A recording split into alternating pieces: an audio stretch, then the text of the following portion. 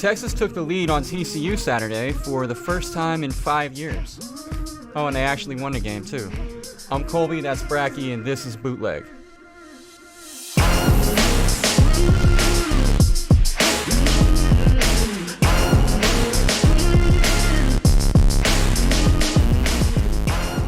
For the second consecutive week, I have made the grave mistake of eating lunch right before the show. But you know what? I'm a trooper. I'm going to get through it. This week, maybe, hopefully, a little better than I did last week. We're going to take some inventory on a pretty wild week in college football. It was a fun one. We'll both go sort of co-op rant style on the new roughing the passer rule and execution in the NFL. And I'll explain why I think Notre Dame is a completely different team now with Ian Book at quarterback. It's a team that I said would lose 2 or 3 times this year, and now I'm not sure they'll lose at all until the college football playoff. But before we do any of those things, I did want to mention that we will have a guest today. Yeah, really excited about this. We will have a guest. It is former Iowa Hawkeye and current Denver Bronco, and a guy that your wife, Olivia, is very well aware of. How excited is she? She's very excited. She told me to ask questions. Okay. Well, we can do that. Yeah, the Von Miller thing, which you already had. Yeah. And then she, although their times did not overlap, she wants to know if he's met Peyton Manning. Oh, okay. Those are good questions. Yeah. Casey Kreiter, we buried the lead. That's we the did. guy's actual name. So he'll be on the show later. Off the top, though, let's talk a little Stanford Cardinal, Oregon Duck football, a game that didn't make any sense to me on Saturday night as I watched it, which could have something to do with the bottomless Bloody Marys that were available to me hours earlier. But I went back and watched it yesterday, and I still don't get it. Stanford was dead twice, and they somehow managed to come back and win. It was the definition of Pac-12 after dark. It just got crazy and unexpected, and it looked like Oregon had taken control. Well, they already were in control, but they looked like they had thrown the dagger when they took that 30-7 lead. And then they're like, oh, we're going to review this play. And it was like, why? It seemed like it was just a clean touchdown. Sure did. And then you informed me this morning of a little-known rule that ended up costing Oregon dearly. Yeah, so in my spare time, I'm actually an NFL rules analyst. And as it turns out, the pylon is inbounds if you're playing in the NFL. But if you're playing college football, it's out of bounds. So in the NFL, touchdown is good, and it's 31-7. 31-7 Ducks. 4 minutes to play in the third. And say goodnight to it. Game over. Yeah. But it's not the NFL. It's not. It's college football. And that's why we love it, too. I mean, it is wild and crazy and unpredictable. Yeah. So it doesn't count. I mean, it doesn't count, but in the moment, you're like, whatever, first and goal from the 1. Right. But then 2 plays later, high snap. Literally the one thing that couldn't happen happens. Because even if, I thought about this, too, even if the Ducks go 4 downs, go for it on 4th, don't get it, turnover on downs inside the 5, Stanford's offense, which hadn't done a thing all day long, is now going to have to march 95 yards. Yep. You know they don't do stuff very quickly on David Shaw's team. It's very methodical. So even if they were to march 95 and score, it's going to take several 8, 9, 57 minutes off the clock, however long it would take. And those couple plays that Oregon would have ran would have taken some more time off the clock. And then all of a sudden, fumble later, it's a 10-point game. Yeah, so... Right, so then they run in, they score, but it's okay because Oregon scores again. Yep. We're not worried about it. Crisis averted. Yeah. Ducks are going to win, except that Mario Cristobal McGill-Tulin did. He did. And I love that that's a verb now. It's become one because coaches keep doing this. Stop doing it and we won't have to use it. It just doesn't make any sense. I get it. You hand the ball off. The runner pretty much got to the marker, so if he doesn't cough it up, it's over. At that point, it's very clearly mathematically over. But it doesn't have to be clearly mathematically over. They had 1 timeout left. There was 1 or 3 seconds left or whatever it was. If you take a knee, they call the timeout. You run your third down play. It's a 40-second play clock. Even if everything goes perfectly, you're punting the ball with like 8 seconds left. Or for that matter, just turn and run out of the back of your own end zone because you're up by 3. Right. There's literally a million things that you could have done other than actually handing the ball off and running a play and giving Stanford a chance to do exactly what they did. And I don't know. I don't get why we see coaches do this time and time again. If you want to run a play and like attempt to get the first down, why don't you just do like a little quarterback sneak? Just like the quarterback, is just buried behind the offensive lineman, and when he feels contact, he just falls forward. You have Herbert, who's like 6'5", who's going to get a few yards every time, and it takes up a few more seconds because he's not just dropping straight down to a knee. Quit running these. It was another little like zone read thing too, where it was a little off tackle. Exactly. Play, yeah. So yeah, you're gonna have linebackers punching at the ball, and it's just, oh man, what a heartbreaking loss for Oregon. I hate it because I want the Ducks to be back. Yeah, they hadn't had a big win like this, and it was like, all right, Oregon, let's go. They're gonna have maybe the number 1 draft pick, undefeated, big win over top 10 opponent, and now you got to go on the road and play an undefeated Cal team that's probably not getting enough love. Oh, God. I'm not worried about Cal. I'll get to that during the Cover 4 segment of the show today. I don't know if I mentioned this enough yet, but in case I hadn't mentioned it, I'm going to Starkville, Mississippi. I'm very jealous. It should be Mississippi State, Florida. Very fun. I was really pumped about it until the Bulldogs had a little setback this weekend at Lexington. I'm still pumped about it. It's a whiteout. The crowd is going to be crazy. Mm-hmm. Pretty pumped about it. Is Mississippi State wearing all white, or is it just like the Penn State crowd thing where they all just? Penn State crowd thing. I've not gotten confirmation on the uniforms that Mississippi State will be wearing, but I'll be in contact. I wish Penn State would actually like do the white out, and like they're like go all white uniforms. Yeah, the players they have them. Yeah, Mississippi State can do it too. They have white helmets. Okay, let's roll. Well, I'll talk to my guy Stick. Okay, thank you. Equipment guy at Mississippi State, and we'll figure it out. Before that will happen, though, sadly, previous week, maybe looking ahead, Mississippi State in control early, led 7-0. Kentucky has a real weird little drive at the end of the half. Dorian Baker with a catch inside the 1 with 54 seconds left in the half. The official in front of him somehow managed to miss offensive pass interference and a catch that would have been good in any league in the world. It's pretty impressive. The NFL, the CFL, all the FLs. Yeah. He had all the feet in. And the guy blew 2 calls back to back. Kentucky goes in and scores. And then on the first possession of the second half, Stephen Guidry had a chance to haul in a ball on 3rd down and 14 that would have moved the chains up toward midfield for Mississippi State. Couldn't find the handle. The ball hits the ground, and they punt. And then from there, it was snowball effect. Kentucky kind of started the roll, and 28-7 was kind of an upset, right? And yeah, absolutely. And then just like the way they did it too, Benny Snell, sorry about that, has kind of been like the leader. Record, I love you, Benny. I apologize. It was a total slip there.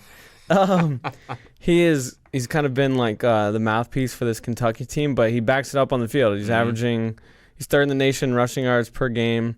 And then what was most impressive, I think, was the fact that they held a Mississippi State team that was averaging over 500 yards of offense to barely 200. Yeah, and I mean, again, it was an offense that started kind of on schedule in the second half. I don't know what adjustments were made by Kentucky going into the second half, but whatever it was, that Stoops brother is not having trouble figuring out how to run a defense. So shout out to Kentucky. They moved up in the Flow 25 this week. I think a lot of them. I don't know how much I think of them. We'll get to that in the Cover 4 as well. But nonetheless, a massive win for them. And now how many times in a row? No, I'm sorry. That was South Carolina, wasn't it? Yeah, we'll get to that. Okay, we'll sorry. get to that. I'll shut up now. No, but they're 2-0 in SEC play for the first time since 1977. Save me with a wonderful fact. You're welcome. Much appreciated. Yeah. Old Dominion was a 28.5-point dog against Virginia Tech. And here's a fact I do know. Old Dominion now has a grand total of 1 win against a Power 5 opponent. This, as a West Virginia fan, was glorious. And it's something that, like, we saw the score, we were watching, and we saw, like, 14-14. It's like one of those where, okay, let's be close till halftime, and then Virginia Tech will pull away. And then all of a sudden, Old Dominion is one pulling away. And ESPN, according to their, like, FBI win index or whatever it is, has this as the biggest upset in, like, the past 14 years. I tried to find a list of those upsets. You can't. I don't know. But that is based on their, like, win percentage. So before the game, Old Dominion had a 1.8% chance of winning the game, according to all their numbers. It's pretty incredible for a program that just reinstated football like 11 years ago after not having it since like 1940. And then they were 0-3 on the year. Yeah, they came in averaging 18 points per game. They lost by 42 points to Liberty. They threw for 495 yards against Virginia Tech. Yeah, that's the second most Bud Foster's ever given up, and it was to the backup quarterback who came in the second series. So he didn't even play a full game. And, I mean, just what a disaster if you're Virginia Tech. You know, you have the big win on Labor Day night, and then it turns out that wasn't really such a big win because Florida State's not good. Fair to say. And now so Justin Fuente, Virginia Tech's head coach, has lost 5 times at Virginia Tech, and the Hokies have been the favorite each time. So there's something about these games where they're favored. He just doesn't have the team quite ready. And then they have Justin Jackson, the quarterback, gets hurt. Mm-hmm. He's out for a while now. He broke his tibia. And then they kick their best defensive player off the team like at 9 a.m. the next day after the game. Yeah, defensive end Trayvon Hill. Yeah. Kicked off the team. Do you know why? I have the quote here. Oh, I would love to hear it. For not upholding the high standards we have for our student athletes, from Justin Fuente. Okay. I just wonder if the high standard is related to on-the-field performance or off-the-field performance. Because if it's an on-the-field performance thing, I'm not really sure how anybody else survived. I know they had – yeah, seriously, that's a good point. I know they had a lot of issues in the offseason. A couple guys were dismissed for academic stuff and then a couple arrests. And all the articles I wrote were that Trayvon Hill was kind of on – he mentioned that there were other players hanging on by a thread and that he was one of those players. And he's very outspoken. He sent out a few tweets after he was dismissed from the team. One was a screenshot of an article saying this was the most yards a Bud Foster defense has ever given up. And then he changed his Twitter header picture to the score of the game. So safe to say Trayvon is not taking this very well. Pretty aggressive move. Yeah. I will say that all is not lost for Virginia Tech, courtesy of Kansas, who already gifted Texas A&M with Jay Sternberger, who may be the best tight end in the SEC. And Josh Jackson's replacement will be Ryan Willis, who's another KU transfer. Okay. So we got KU guys all over the country making an impact on actually good teams. Just not at KU. Not at KU. What else do we have? Oh, Trevor Lawrence going to start at Clemson. Yeah. Which I feel like was kind of a foregone conclusion, but I do think the timing is a little curious. Yeah, I don't – like you said, it's – Dabo kind of credited Kelly Bryant for – the leadership that he brought in the second half of the Texas A&M game when they were on the ropes. Mm-hmm. And, you know, they tried to go to Lawrence early in the first half there, and Lawrence just wasn't – the offense wasn't clicking with him. So they went back to Bryant, and Bryant kind of pulled him through. So, yeah, it is a little surprising when you have a Syracuse team coming to town that's undefeated on the year. Now they haven't played a great slate, but still they're undefeated. Florida State. Yeah. Yeah, they beat Florida State. That's everyone's hanging on to that win still. But I think he's much more comfortable in the offense now, and he just brings such a bigger threat through the air than Kelly Bryant did. He's already thrown for 9 touchdowns this year. Last year, Kelly Bryant threw for 13 all of last season. Compared to 8 touchdowns, Bryant only has 2 touchdowns this year. While Bryant's obviously the better runner of the two, I think they just want to have that downfield threat. Yeah, I don't think it has anything to do with Syracuse or any portion of the regular season schedule. I mean, at this point, with Florida State being what they are and Virginia Tech being what they are, and nobody's totally sure about Miami. Maybe Miami's a different team now with N'Kosi Perry. I don't know. I don't imagine Clemson is losing any sleep over Miami. All that to say that winning the ACC is not really like the thing that Dabo has in his mind, I don't think, when he's making personnel decisions like this. I mean, Clemson's going for the big prize, you know, and then so in doing that, they have to consider not what's the best way to beat Syracuse or what's the best way to beat North Carolina State or Miami or whomever, but what is the best way to get our team ready to play Alabama, to play Georgia in the college football playoff. And we saw what Kelly Bryant could do against Alabama. And it was pretty much the same type of Alabama team that, in the previous year, Deshaun Watson had no trouble with. The year before that, Deshaun Watson had no trouble with. I mean, over 400 yards back-to-back years. And then Kelly Bryant goes out there, and I don't have his exact stat line up in front of me because I'm never well prepared. But I think it was like 15 out of 37 for like a $140 or something like that. I don't think that's far off. It wasn't good, no. And so with that in mind, I mean, what has changed about Alabama's defense? Well, they're a little younger in the secondary, but they got the same horses on that defense they always do. Mm-hmm. What has changed about Clemson's offense? Well, skill position-wise, not a whole bunch. It's pretty much the same team coming back. So what adjustment can you make to make sure that you don't lose 24-6 when you get to the one thing you care about this year? Well, maybe it's get Trevor Lawrence ready earlier. That being said, I also think that the timing is curious because Kelly has now played in 4 games. As we know, if he doesn't ever play again this year, then he'll retain this season of eligibility, and he can then transfer to wherever and play one more year as the guy. I don't know Dabo, but the impression I get from him is that he cares deeply about his guys to the extent that if he knew he was going to go to Trevor Lawrence at some point this year anyway, he would maybe do it even a week or two before he really thought Lawrence was ready, if it meant that if everything goes perfectly, Kelly Bryant can keep that year of eligibility. Now, if Lawrence doesn't play well, or obviously if he gets banged up and they're in a tough spot, much as Dabo might wish he could do that for Kelly, sorry, that's part of the deal. Kelly Bryant's going to play. But if everything goes according to plan, and they don't need Kelly Bryant again this year, I just think that that's something that a guy like Dabo Swinney would do for a player to kind of make good on the fact that, whoops, sorry, you were sandwiched between 2 transcendent talents at our program. So that was my takeaway from it. I think we all expected Trevor Lawrence to eventually take the job just because he's that type of player. But I don't think that it happening after 4 games was an accident. I think that was basically the end of the rope for Dabo before he absolutely had to make a move. And like you said, I think if Trevor plays better against A&M and they don't need Bryant there, it may have happened 2 games earlier. No, I think it absolutely would have. I think that was Dabo's chance for. He was saying hey, you want this job, take control of it. Yeah. And he had the big touchdown pass on his first play, and then they really stalled out for a quarter and a half. Like I said in the open, kind of switching gears a little bit here, but staying with college football and staying with a team that I think can challenge for a college football playoff spot, which is not something I would have said even a couple of weeks ago. Multiple times have made the comment that I thought Notre Dame was a fake good team, that they were going to lose a couple, 2-3 times this year. That all changed when the decision was made by Brian Kelly to go to Ian Book.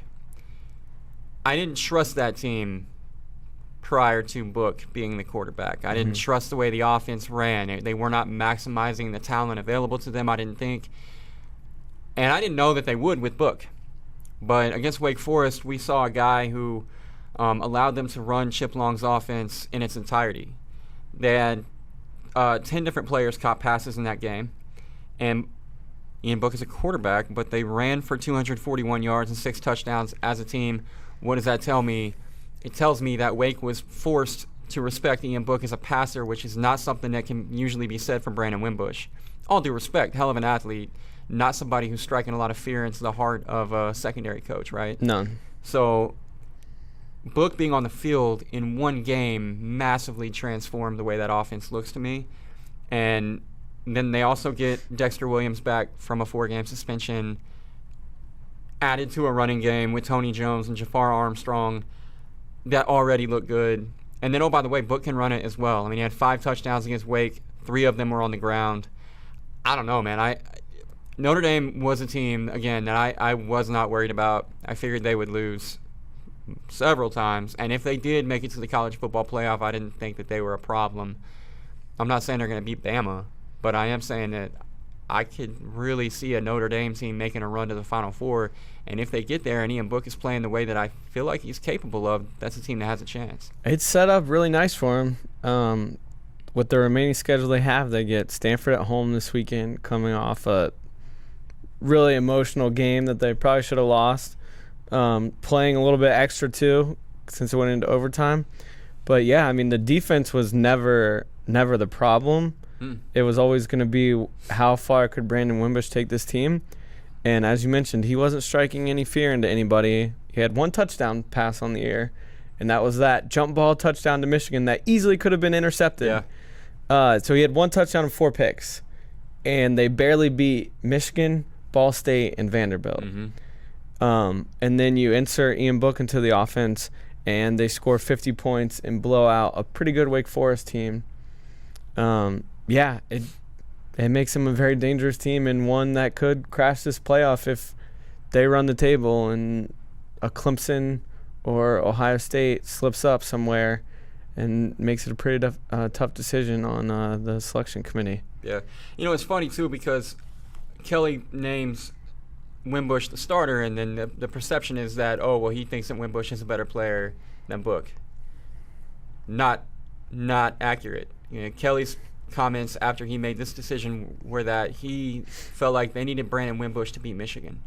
So all offseason, they planned for Brandon Wimbush against Michigan because his skill set, especially with inexperienced wide receivers and knowing they weren't going to have their top running back, he was the guy that they needed in the game to get past Michigan. Now, once they got past Michigan, obviously they're kind of counting the Ball State win before it happens, which ended up being kind of a dangerous thing to do, but nonetheless, you get through that, and then it was a reevaluation for Kelly, who kind of already knew where he was going to go, which was to Book. So for those of us who may have thought he just didn't know his quarterback room, he actually knew it really, really well and had kind of a master plan for getting them to this point, which kudos to him for that.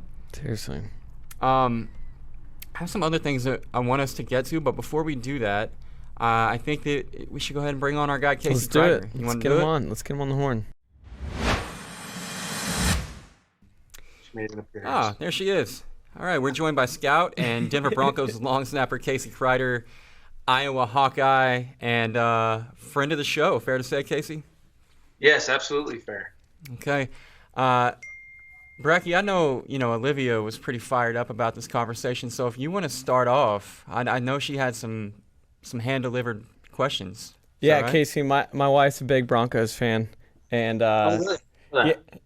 she loves Von Miller, and she wants to know if he's as cool as he appears to be on TV. Yeah, that's a popular question I get, and what I always tell people is what you see of Von on the field and in commercials, that's exactly who he is in real life. To give you an example, we have a little wall of fame right by my locker in the locker room where Brandon McManus, our kicker, and I, we searched the internet for good photos of our team and put them up. So they're kind of embarrassing photos that are out on the internet. And Vaughn actually brought an Old Spice photo of him, was like just in a towel, signed it, and said that's the one he wanted on the wall. So it's up to him. Oh, that's awesome. That is really cool. You guys have the powerful Kansas City Chiefs coming up on Monday night, and I know for a fact that Braggy had one more very important question he wanted to ask about that game. Yeah, Pat Mahomes has been, the hottest player in the NFL, and I just want to know how you personally plan to stop him Monday night. Yeah, well, we were, I don't want to say we have an advantage, but he started their game last year against us, so the majority of our team has kind of already seen him first. As a long snapper, I don't have to worry too much about Mahomes. I have to worry about Tyreek and kind of the three-headed monster they have as a returner, as a return unit, because I tell you what, they got about, I know of at least 3, but there might be 5 guys on that roster who could all return punts, and there's definitely not going to be a drop-off from Tyreek. So that's always a challenge when we play them. So in other words, if Mahomes goes off for 450, it's completely your fault. It's safe to say, yeah. Okay. I mean, that could happen. My name's in the paper, which is always a bad thing as a long snapper. Yeah, I was going to ask you about that. Is it kind of a buzzkill to know that if anybody actually says your name out loud, it's probably a problem? It's not enjoyable. I think in the 3 years I've been in Denver, one person has recognized me outside of the facility. But other than that, that's kind of the blessing of it, I guess. Though my wife and I, we can go out to dinner and people aren't constantly asking me for autographs. We can go to the grocery store and do what we need to do. I know a lot of other guys can't do that. So I like to think of it in that way as a positive, but you kind of learn to accept the fact that if you mess up, that's about the only time people are going to know you, and it's not a good thing. Well, you know what? We know you. So when you make That's great right. plays, we're going to tweet about it from now on. I appreciate that. You guys always got my back. No question. I know you and Brandon McManus are pretty close, but speaking of your actual day job, have you and Marquette King worked out any sort of like dance routines for coffin corner punts or anything like that? He's tried to, and I always just go with, like, if I'm out there and I rarely make big plays, and if I do, I usually tend to like just get so excited I black out and don't remember what I do in celebration or anything pre-planned. So he can't trust me to stick with a plan if we've made one. But I tell you, Mark, he brings a great energy to the unit. No doubt. What else you got? Yeah, so kind of staying along those lines, you guys had a game-winning field goal a couple weeks ago against the Raiders, and and everyone in that situation kind of thinks the pressure is on the kicker, but you're the one who first touches the ball, and it's your responsibility to get the ball back to him cleanly. Like, what's going through your head when you're running out there on the field, and especially in that scenario? You guys didn't have a timeout, so it was just kind of like fire drill, going out there, getting set up. So what's going through your head, and do you have like a checklist of things you're doing, or what's it like out there? Yeah, I tell you what, you guys really did your research. This is like in-depth, high-level questioning here. I love it. Thank you.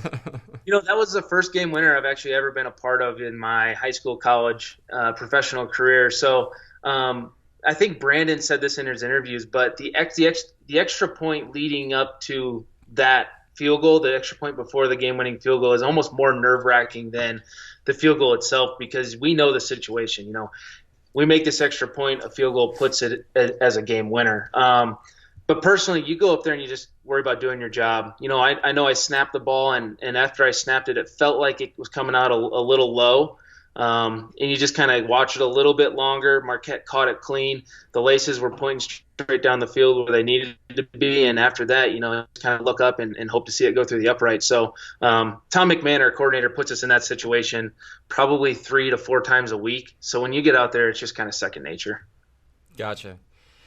Hey, I know you were a linebacker at Iowa before you went full-time long snapper. And I'm going to use that to lead me into a question that we definitely want to ask you while we have you on, because my guy here is super fired up about it because he's a Packers fan, and that is the new roughing the passer thing going on in the NFL. What are y'all saying collectively in the locker room? And what is the conversation like amongst players right now about how all of that is being handled by the officials? Yeah, it was honestly a big kind of concern, I think, from the bottom to the top when they kind of come in and talk to us during camp about the rule emphasis. Here's the rule changes. Here's what we're talking about. And the one that really got, I think, everyone in the room fired up was the body weight call. Mm-hmm. We not only had players asking questions, but some of our coaches were just as concerned in bringing up questions to the officials. I think Von Miller put it best. He did an interview with the Dan Patrick Show and just said every time he approaches a quarterback, he's focused on going for the ball, and he thinks that's kind of helped him out. Now, as a long snapper, I don't sack quarterbacks. I don't rush past them, so I can't tell you if it works or not. Never say never. Yeah, what he's saying makes sense, and I think I don't think we've had one called in the 3 games we've had yet. If we have, it hasn't been as big as Clay's calls, but. Mm-hmm. As a player, it's tough to see because not only are you getting a penalty that hurts your team, but that guy's getting fined every time it happens, right. Most likely. And that's next level from a person on the inside. That's taken away from his family, his earnings to support his family, and it's a rule that's hard to, I think, adjust to as a player. I can't imagine running full speed at a quarterback, tackling him, and then trying to turn your body so you don't land on top of him. I know when I'm out there making tackles, I'm literally just trying not to get shook out of my socks. I'm not worried about where I'm landing. I'm just trying not to get juked out. So I couldn't imagine having to think about all that. Right, and I think for me, that's the biggest problem I have with it. It's like the helmet rules were kind of brutal during the preseason while we were all getting used to it. But at the end of the day, it makes sense, and it's something that defensive backs are able to adjust to. You can change your aiming point. You can not go at a guy's head. These are all things that, maybe there's an adjustment period because you've been playing that way since you were 8 or 9 or 10 or 12 or whatever it is. But, over the course of some time, we can figure that out. The body weight rule, the roughing the passer penalty is killing me because I feel like they're trying to legislate against gravity. And I know Goodell thinks really highly of himself, but he can't actually change the laws of gravity. And I'm not sure if everyone realizes that. Yeah, as a former science teacher, about the only constant in life is gravity and time. So you're spot on with that. And Brad, correct me if I'm wrong. I think I saw a clip. Mike Daniels was actually trying to, at some point in a game, avoid getting a penalty like that and actually missed getting a sack. Yes, he grabbed Kirk Cousins and held him up, and the refs didn't blow it dead, and he let go of Kirk, and then Kirk just continued playing and scrambled on, and Daniels was like, you guys told us if we hold him up, you'll stop it. Yeah. And we're either playing tackle or we're playing two-hand touch. right. But you got to figure it out. So he just held him up and then for a few seconds and let him go, and then Kirk scrambled and made a play, and Daniels was sitting there like, what the heck? I thought we were stopping this. Well, I tell you what, I played with Mike, and he's a guy who I definitely wouldn't want landing on top of me, and he's a person. So I feel for him just because I know him personally. But as a quarterback, he's probably one of those guys you don't want landing on you. Absolutely. Okay, a little lighter subject here. You said I could ask you about anything. You played in multiple training camps with the Dallas Cowboys. I'm a Cowboys fan, which not an easy thing to be. I gotta know, how much does Dez Bryant suck to hang out with that the Cowboys would willingly go into the season with no wide receivers on their roster? I tell you what, I was fortunate to have my locker right by Dez my very first year. Sounds lovely. So, going into it, you have this perception of who he is, and I really think he kind of got a bad rep just kind of by the stuff that comes out and what the media kind of pushes out. They love the drama about everything, the media does. So whenever it happens, they push it out. And Dez was actually one of the most fun guys to be by in the locker room. He would call me swag champ because I was the guy who always tucked his jersey in at practice, and he literally came up and was like, dude, you need swag. And as a guy coming out of Iowa, from Iowa, I was like, I'm going to be honest, I'm really not sure what this whole swag thing's about. So we get out to California for training camp, and he yells at one of his buddies or whoever's on the field, and he's pointing at me, and I'm thinking, oh, geez, what did I do? Well, about 5 minutes later, someone's running out with a pair of white Nike or white Jordan cleats, and Dez goes, hey, you got to wear these. You need some swag. And I'm like, all right, whatever. I'm kind of nervous. I don't want to wear Jordan. I don't got great ankle support as it is, and these things look like speed cleats. But sure enough, he was right, man. I tell you what, I got so many compliments at camp for wearing those Jordan cleats. I still have them. I'll bring them here and wear them every once in a while on a walkthrough day, and guys will be like, dang, dude, where'd you get those Jordans? This gave it to me. So like I said, man, Dez is an intense guy. He's very passionate. So, when you get a guy like that, obviously there's negatives to it. But from my experience with him in the locker room, it was all he's always trying to win. That's what he cares about, just winning football games. And maybe his approach isn't spot on all the time, but if you've been around him, you know what he's about, and that's what matters as a teammate. So, in summation, the Cowboys have now made their locker room no fun. They have taken all the swag out of it, and also they can't hit a deep ball. So things are going really well. The swag is definitely gone if Dez left. There's some other guys on that roster, but Dez had all the swag. Man, I've seen better days for America's team than these. Mm-hmm. Okay, Casey, you're from a town of, about 5,000 people in Iowa? Yeah, that's about it, yeah. So we work with an Iowan, and our Iowan introduced us to a new term called Iowa Nice. Would you describe yourself as being Iowa Nice?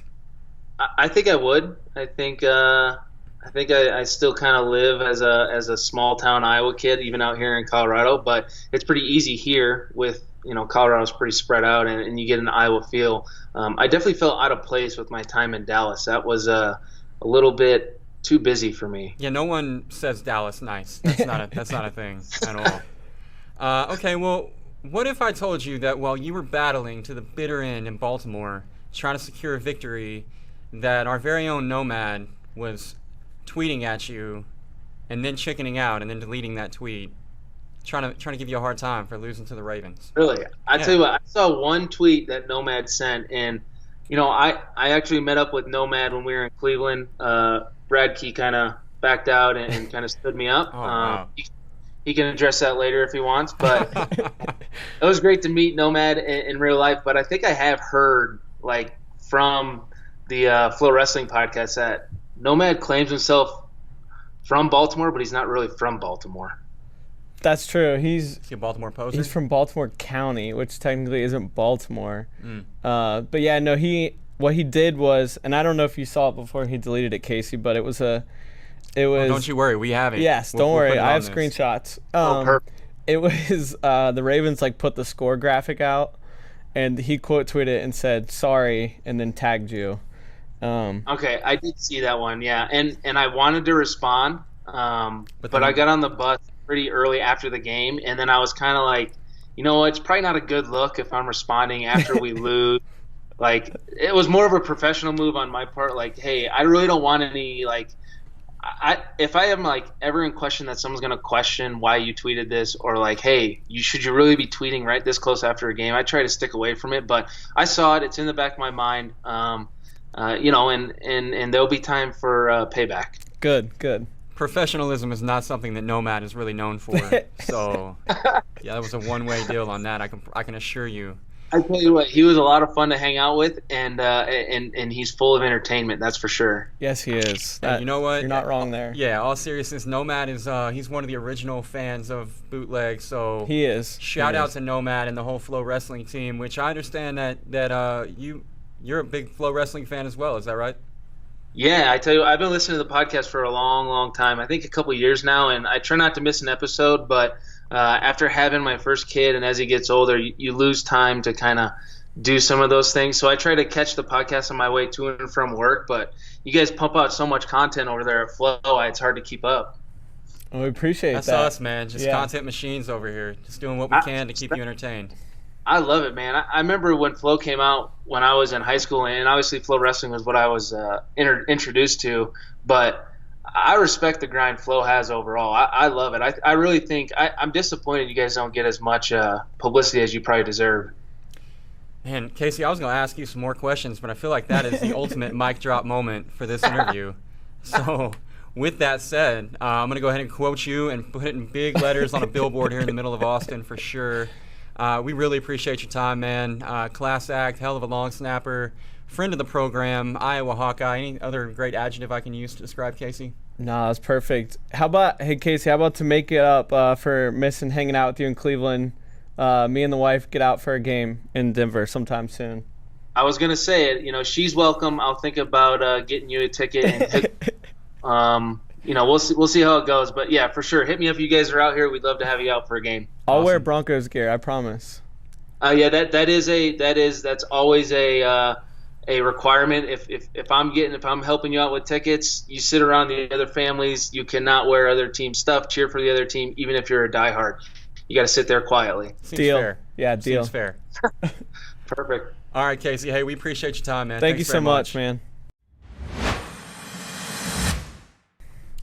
So, again, that was Casey Kreiter, long snapper of the Denver Broncos. Can't thank him enough for coming on. We enjoyed the company. That was awesome. And, again, Olivia being a massive Broncos fan, at least we have one happy listener after today, right? Yeah, she's going to be pumped to hear that, and hopefully we can get out there and see him sometime. No question. Okay, so let's jump into the cover four. And, I mean, literally jump into it. Just go straight to the first game that you gave me. And it's one that I'm not super in love with. I didn't figure you would be. But you are in love with it, and I've begun deferring to you on some topics such as these. Miami minus 18.5 against North Carolina. N'Kosi Perry gives the Hurricane offense a little life. Is that what we're going for? That is one train of thought. The other is that North Carolina is awful against everybody in the ACC not named Pitt. Pat Narduzzi, Pitt's head coach, is 0-4 against North Carolina since he's been the head coach there. And in their last 15 conference games, North Carolina is 2-13, and those 2 wins were against Pitt. Wow. And how about that? Yeah, it makes no sense. See, I don't know why. Next level stats right That's there. right. I don't know why. I really like Miami's move to N'Kosi Perry. They stormed out to a 31-0 lead against Florida International, then completely called off the dogs, just kind of cruised the rest of the way. But now that you're in a conference play, I think Perry's going to start. And I really like what he brings to that offense. And the running game has got going since that LSU loss, over 200 yards each game since. Give me the Hurricanes big Thursday night. Hurricanes big. All right. Yeah. The second game on my list is another game that you gave me, and another game I'm not even going to pretend like I know here. Toledo's getting 7.5 against Fresno State. Mm-hmm. Fresno State is the alma mater of Derek Carr, and that concludes my knowledge about this game. So go. Okay. Toledo. Big Maction guy. That's right. Having gone to school to Mac school, I am very familiar with Maction, and Toledo is they're good. They gave Miami all they wanted a few weeks ago. Miami ended up pulling away in the fourth, but they can score. They're averaging 50 points a game in 3 games. I don't see Fresno State really. I see this as a shootout, kind of like the last team with the ball wins. They might not win, but give me that 7.5 points, and for them to go out to the West Coast and cover. Yeah, that half point's important there. Yes, it is. We both love Purdue giving 3 points to Nebraska. We've got Nebraska just getting smacked by everybody, including Michigan last week. I think Michigan could have won that game by about 105 if they'd wanted to. Mm-hmm. And Purdue, I think, is better than people realize just because they lost a couple of games early, but they lost some close games, and that offense seems like it's kind of rolling at this point. Yeah, they've lost 3 games by a combined 8 points. 2 of them field goals at the final buzzer to Eastern Michigan and Missouri, who are both going to go to bowl games this year. And the other one was a close loss to Northwestern. Now, Purdue also averages over 500 yards of offense every single game. And Nebraska's not going to have an answer for that. We've seen them just... If they do, it's one they found. Yeah, they found it randomly. in 4 days between the beatdown in Ann Arbor and their return home. And I get it. It's in Lincoln. It's going to be a sellout because they go and watch Nebraska no matter how good they are. But Troy just went in there and won by 8. Mm-hmm. So, yeah, I don't understand why this spread is so low, but I will absolutely ride with Jeff Brom and Purdue. Okay. West Virginia is giving just 3.5 points to Texas Tech. That spread's come down a lot since it opened. It opened at a touchdown. Wow. Okay. Mm-hmm. Well, here's what I would say. I think that there is a little bit too much confidence going on right now with regard to Texas Tech just because they beat Oklahoma State the way that they did, and really more to the point because they shut Oklahoma State out in the second half. Mm-hmm. But I don't know if that says as much about Texas Tech as it does about Oklahoma State. I would contend, and we've already talked about this, that Oklahoma State maybe they just are who we thought they were. Yeah. And it could be that Texas Tech didn't magically find a defense at halftime of that game. Now, I know that's hard to believe, that Texas Tech might still suck at defense, but I think they probably still do, and I think West Virginia's probably still awesome on offense, so I don't know how they're ever going to stop them. That's my thing is they can be better on defense, but this is the best offense they've played this year and might play all year. There's one that plays in Norman. They are very good too. And they will not have an answer for that offense either. So, yeah, West Virginia has played very well in Lubbock since joining the Big 12 as well. 2 straight wins there. Went there a few years ago and completely stopped Pat Mahomes. Defense is much improved, although this will be the biggest test West Virginia has also faced this season. But, yeah, especially since that spread has come down from a touchdown and it's now just a field goal. Yeah, give me Will Grier. Give me Will Grier as well. I got a flyer for you. Syracuse is getting 22 points on the road at Clemson. Beat them a year ago at the Carrier Dome. Trevor Lawrence's first start. Mm-hmm. Any reason to believe in the orange? I don't like it. I don't really like it either. Yeah. I just felt like we had to talk Speaking about about playing nobody, Syracuse has played nobody. It's been like Western Michigan, Florida State, UConn. it. Hey, UConn's pretty good. At giving up Basketball. points, yeah. I Women's don't even think they're basketball. good at men's basketball Women's anymore. Yeah.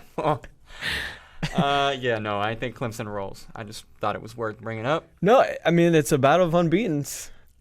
True. So, but if I were to bet aside, I would probably take Clemson. How rough a shape is the ACC in? Well, I guess you believe in Miami, so maybe you think that it's not in as rough a shape. I don't know if I believe in Miami. I believe in Miami over North Carolina, who is the All right, that's fair. bottom dweller of the ACC at the moment. God. All right. I got one for you, and when I say it out loud, you're going to be like, God, you're such a homer. Aren't you over this yet? Arkansas, the Razorbacks, who lost 44-17 to North Texas, are getting 20.5 points at Jerry World against A&M. And I think I like Arkansas. Okay. Explain yourself. The Arkansas defense showed some promise at Auburn. Now, they're not as good as Auburn, like Walden Hall sure? of the Arkansas Democrat Gazette wanted to. God, that was so stupid. Pretty sure they're not as good as Auburn. I'm pretty sure as well. I think we can go yeah. ahead and have that takeaway from the game on Saturday. But the defense showed some promise. They limited what Auburn was able to do offensively. They were especially effective defending against the run, which is something they'll definitely have to do on Saturday against Travion Williams and A&M. But for me, it's more of an intangible thing. Like, yeah, I think that they can probably hold the A&M offense down enough to stay under the number. But Chad Morris is an Aggie. His daughter is an Aggie. He wanted that job. And that's not going to be a very popular thing for me to say into a microphone, but the fact of the matter is, if given the option, if both A&M and Arkansas would have gone after him, he would not be in Fayetteville right now because he's an Aggie. That's no disrespect to Arkansas. That's just, everybody's from somewhere, right? Yeah. Well, he went to Texas A&M. They didn't go with him. They went with Jimbo. They went with the big name.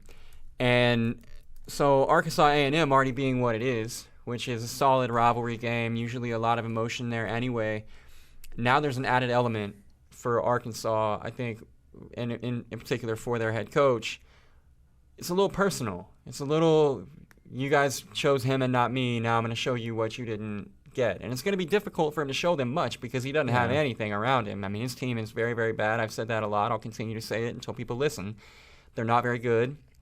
A&M will be superior on the field, but I just think if ever there is going to be a game this year where Arkansas gets up and plays over their head, I think this is the week that they get up and play over their heads. So at 20.5 in that game, in that venue, with that coach, I like it. This is always one of the weirdest games of the year. Oh, like, it's like overtimes and somebody just will take back a 3-touchdown and forth lead battles. and then somebody else will come back, The only thing that would concern me betting on Arkansas here is special teams, which they gave up another punt return for a touchdown last week, although they did not get faked out this time. They tried to tackle the punt returner. So we're moving up. Yes, exactly. And then secondly would be quarterback play. Yeah, I mean, but the quarterback play is not going to improve. I like where you're at. I like where you're going with it. Ultimately, they're going to have to not win. They're going to have to play well offensively on the ground. There's not a quarterback on that roster who's going to magically turn into something good. It's always going to be Rakeem Boyd and Debo Whaley. It's a ground game thing for the Hogs. Ground and pound and play defense and try to make it a low-scoring game. And A&M could be coming in beat up after you play Alabama. It's never fun. Yeah, I mean, if you're ever going to get beat up, I feel like the Alabama game is the game it's going to happen. There's a weird one here. Okay. Oklahoma, good as they were last year, went to Baylor and almost lost to a very, very bad Baylor team. I think a 1-11 Baylor team. I believe that's correct. This is a better Baylor team. It is. And it's the same Oklahoma defense. And the number is 24. And you think I'm crazy, but I kind of like Baylor at 24. I don't think you're crazy. I just saw it and I was like, I like Oklahoma here. I don't see. I mean, OU may score 60. Right. Then that's what I was seeing with it is they're gonna score it well. And you reminded me that Oklahoma's not great on defense. I just don't see I don't see a scenario where Baylor doesn't score at least 35. So if they're averaging 36 years, so that's right on. So yeah, I mean, for the math to work out there, OU's gonna have to put up a whole bunch of points if true. Baylor's sitting on 35. Notre Dame Stanford is one I would normally stay away from, except for I just went on this whole diatribe about how Ian Book has changed things at Notre Dame, and I think it's a great spot to catch the Cardinal coming off of an exhausting game against Oregon, which you already pointed out, and then again, Ian Book changes that offense in such a way that I think it more resembles the offense that just did whatever it wanted against Stanford's defense a few days ago. And Yeah, everyone seems to be betting that way too. And this game opened at like a field goal, and we're up to 5.5 points in favor of Notre Dame. Oh, that's sad news. It was literally 3 whenever I made this list. Yeah, 5.5 now. You think if I show them the list, Oh, they'll absolutely. just be like, okay, you can have it at Yeah, 3? they'll grandfather you into the Okay. 3. Yeah, for sure. All right, well, if they'll do that, then I'll take Notre Dame. You don't like it at 5? I like it less. Yeah, for sure. That's your very good dog. I got to skip that one. Southern Cal they're only giving 3 points to Arizona. This is weird too. Now, Yeah. the Trojans are 0-4 against the spread this year. But I would Okay. contend that just means that they're due. That's right. And Arizona is never going to burn me again. I'm never, ever going to take Arizona. And I think this might be my revenge game, my personal revenge game. I think I may take the Trojans, exact a little revenge on Arizona for ruining the first 2 weeks of my college football betting season. JT Daniels got back on track last week, it seemed like. Mm-hmm. Yeah. Got that offense moving a little bit. Yeah, and I think the USC defense is going to be able to contain Khalil Tate, pocket passer. You would think so. He has not, besides like Southern Arizona, he has not scorched anybody I think through Southern the air. Arizona is a thing. Sure it is. I think it's Southern Utah. Southern Utah. Okay. Southern something. Southern something. I believe it's Northern Arizona. Let's look it up. Southern I mean, Utah. The real question is there a Northern Utah? And if not, then why is there a Northern Arizona and a Southern Utah, but not a Northern Utah or a Southern Arizona? it was Southern Utah. So, good job torching them, Khalil Tate. Good job, Khalil. Oregon, I like this a lot. Oregon -3 at Cal. If the Oregon team doesn't collapse, if Jalen Redd's touchdown is in fact a touchdown, they go up 31-7, they roll. There's no freaking way they're only giving 3 points to Cal. I don't really think Cal's that good. Cal's big wins this season: 7 points against your favorite team, the North Carolina Tar Heels, and a 2-point win against BYU. Same BYU that beat Whiskey here. Yeah, same BYU that beat Whiskey, but I don't know, man. BYU beat Arizona and Wisconsin. I don't know. I don't think so. I don't believe in Okay. Cal. I Okay. think Oregon goes into Berkeley and freaking rolls. I think that number is so far off. Okay. I don't have an Matter of fact, cover 4. I'm calling it. You're calling right now. it. I'm calling it right now. Cover 4. Also, just a little fun fact, since Khalil Tate's been a big topic of this podcast, -9 yards rushing last week. Yeah, that's poor. That's not That's good. not going to beat Southern Cal. And he had about 150 through the air. It's not overall a very big day. No, not at all. Yeah, I can get on board with the Oregon pick. Like Oregon? Yeah. Okay. Maybe Oregon and Southern Cal. Might be a Pac-12 cover 4. Pac-12 dark cover Pac-12 4. special. Very good dogs. My very good dog is already giving me a lot of anxiety. This is not North Texas week where I stand on the table and proclaim to be the all-knowing. I'm reeling a little bit after last week. It's not something I want to talk about, but it is something that hurts my heart, messing with my psyche a little bit. And now I come into this week and I'm looking for a very good dog. And what do I find? Nothing, Bracky. That's what I find. I find no very good dogs. I did not like a lot either, and I guess mine's not really You can an start because audacious yours is like pick. a pick 'em. Yeah, go ahead. Right. But it is a little interesting when you consider the fact that Kentucky is 4-0.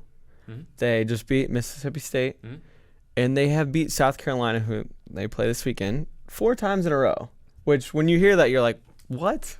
Yeah, That makes no sense. This is not basketball. This is football. And they've beat them 4 times in a row. South Carolina went to the Final Four like 2 years ago. Put some respect on their name. That's true. Shout out Frank Martin. I don't know. Do you trust Kentucky? No, not really. Yeah, I like me them a either. lot, I do but too. I do too. I don't trust their quarterback play. Is my primary problem. And I want to love Terry Wilson. As soon as they signed him, I was like, this is a guy who's going to give them a dynamic offense finally. They're good on offense, but it's not necessarily because of Terry Wilson. Mm-hmm. It's obviously because of Benny Snell. And Wilson does some nice things as a runner, and he's a decent enough thrower of the football, but he's not going to beat anybody. He's not going to change the way you defend the offense. So I'm afraid that they're going to play a defense who's going to sell out on stopping Benny Snell, not to be confused with Smell. And who would make that mistake? And I don't think Terry can beat him through the air. That's my concern with Kentucky. Yes, I think that Will Muschamp defense will make Wilson beat him through the air, or attempt to. And it's a very balanced offensive attack. They went on the road last week and handled Vanderbilt, as you were very confident in. Mm-hmm. And give me that second road win in a week for the Gamecocks. Iowa almost made me look really smart. They were winning in the fourth quarter, and I would have been 2-0 with our very good dogs. But alas, I'm 1-1. You ever heard the expression that almost only counts in horseshoes and hand grenades? I have. Well, now you've heard it. I just feel like it's more credibility when they're at least like winning in the fourth quarter. Well, I didn't have to worry about that because Maryland came out and boat raced my boys from Minnesota. They were not rowing any kind of boat. No. And with that, let me just segue into my very good dog for the week, which you have no reason to believe me. And if you don't, it's okay. I couldn't fault you for it. But if you do... No, we're going to make them believe. Let's ride together, huh? We're going to make them believe. Okay. Army is getting 9 points at Buffalo. Army is 2-1-1 against the spread this year. But that push, was a 7-point win against Hawaii. And the original line was like 4.5. Mm-hmm. So if the line hadn't moved all the way to 7... Again, horseshoes and hand grenades, but they could very easily be 3-1 against the spread. Hey, what Army do last week? Hey, last week Army played one of the best offenses in the country and ran 83 offensive plays and had the game tied at 21 at the end of the fourth quarter and took them to overtime. No one saw it unless they were watching that dude's random Twitch video. Which that guy's the real hero that America needs. He's become a legend. Can we just talk about $55 for that game on pay-per-view? It's a lot. Like, people want to talk about Flo costing too much money for football. All you got to do is give us $20 and we can get all kinds of good stuff for you. You get whatever you want. $55 to watch Oklahoma blow out Army, and then plot twist they didn't.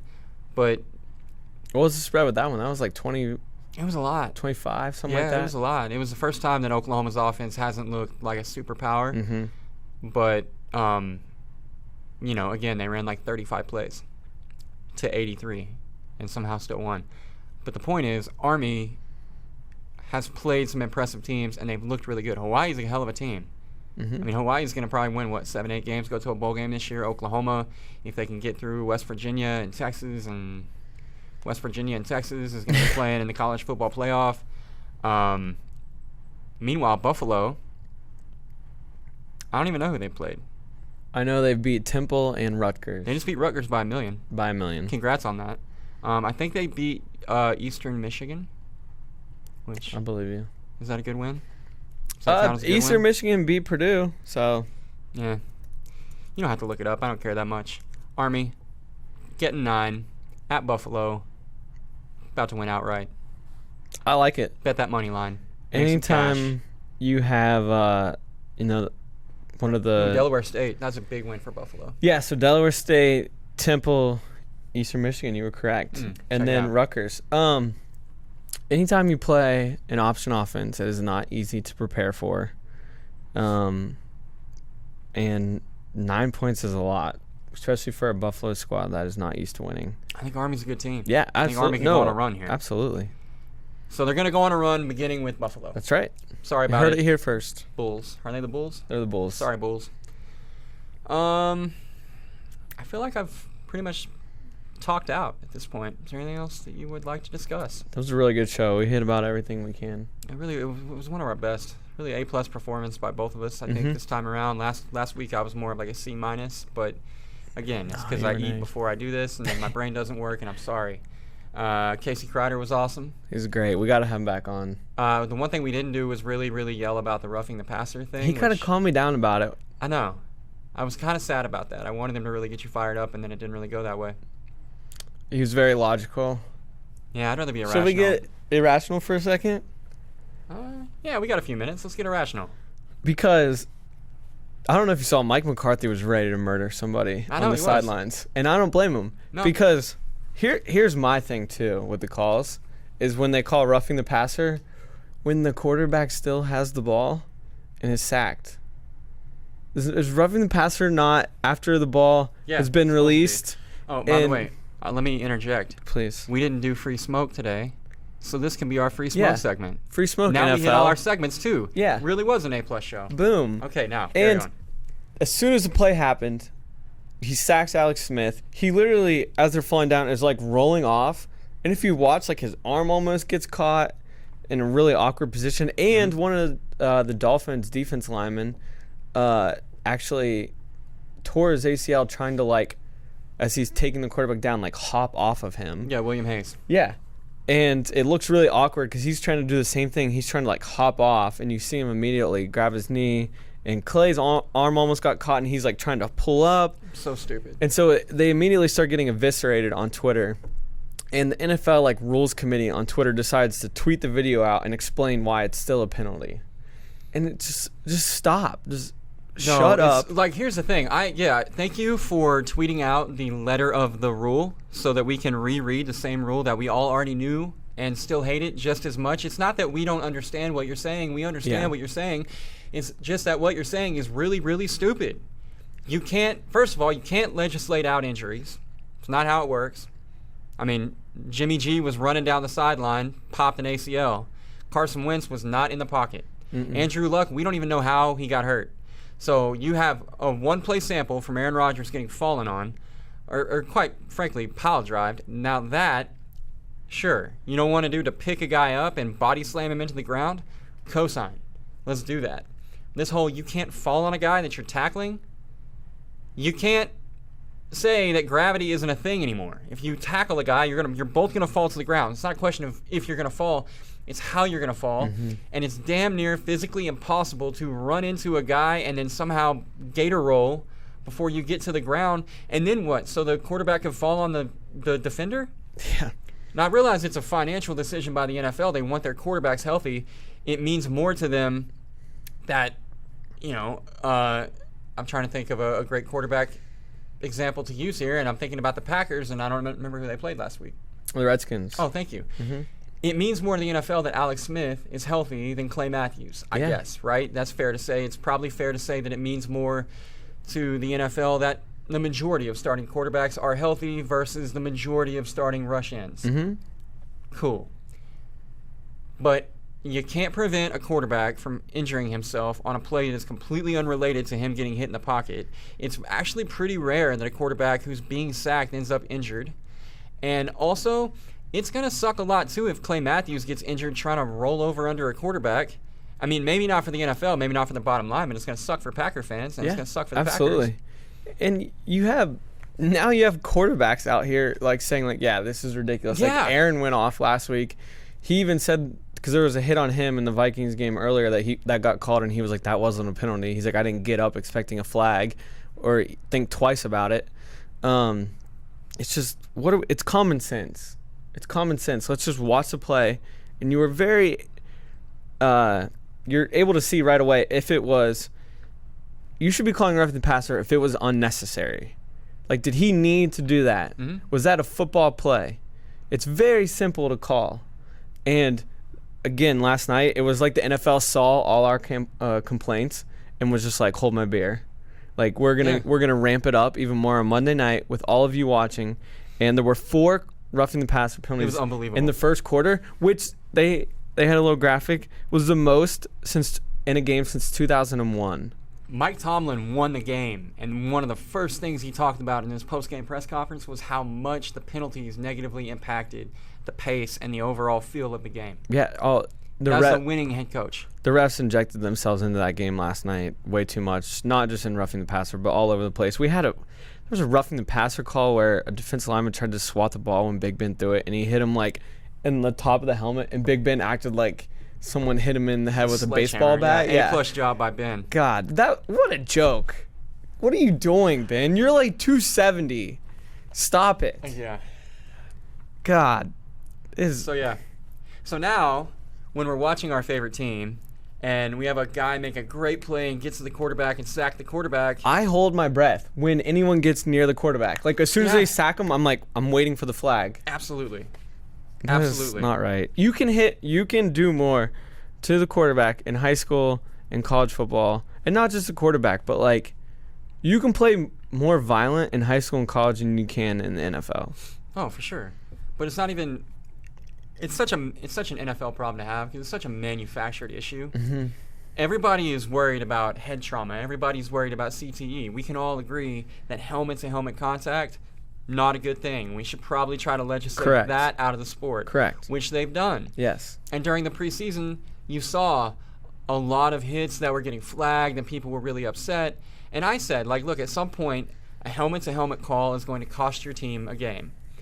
That is not something that we should really be upset about. That is just a learning curve and teaching players in a secondary and even linebackers at the second level how to recalibrate, how to change their aiming point because they've been playing the game a certain way for 20 years. That is a work in progress. That is something that eventually we'd all get over. The quarterback body weight roughing the passer thing, no one asked for that. No one needed that. No. Rodgers got hurt last year because Everson Griffin picked him up and slammed him into the ground. Okay, so the Packers lost their franchise quarterback. The NFL lost its best player. And because of that one play, and because they thought they had the momentum behind them with the whole CTE, head injury, we want to make the game safer thing, they just went ahead and over-legislated and made this new unnecessary rule to protect quarterbacks. And now they have a problem that they didn't need to have. If they had only done the helmet rule, we would have no issues. We would have no issues. I don't even know if I've seen the helmet-to-helmet rule. I don't think I have.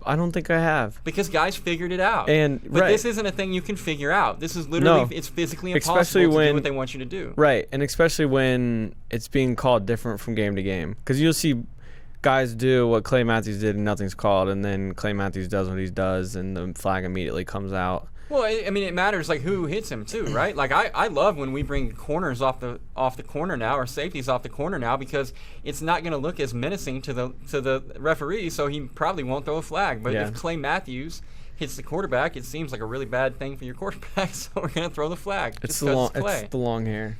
I mean, if you look that awesome, you get flagged. Yeah, big biceps, you get flagged. It's mean. It's disrespectful. All right. And it's mentally broken me. I know. I feel a little better now, though. Yeah, me too. That was good. That was a good vent sesh. Yeah. So we'll have to do it again next week. But just admit you're wrong. Stop calling them. Just stop. Yeah. Clean it up. Get a hold of yourself, NFL. All right. For real, we're done now.